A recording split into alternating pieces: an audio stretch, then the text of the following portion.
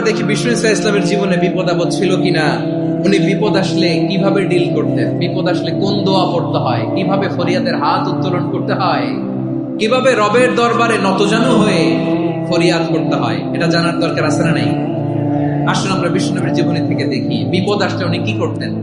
বিপদ আসলেই প্রথমে বিশ্বনবী সাল্লাল্লাহু আলাইহি ওয়াসাল্লাম একটা দোয়া পড়তেন। কি পড়তেন?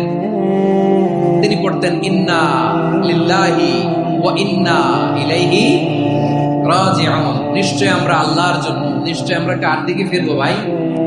আবার কার দিকে ফিরবো? আওয়াজ করে বলুন তো, আমরা এসেছি কার কাছ থেকে, আবারও ফিরে যাব কার কাছে?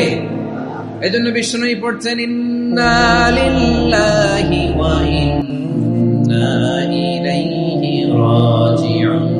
নিশ্চয় আল্লাহর জন্য, ওই আল্লাহর দিকেই আমরা ফিরে যাব।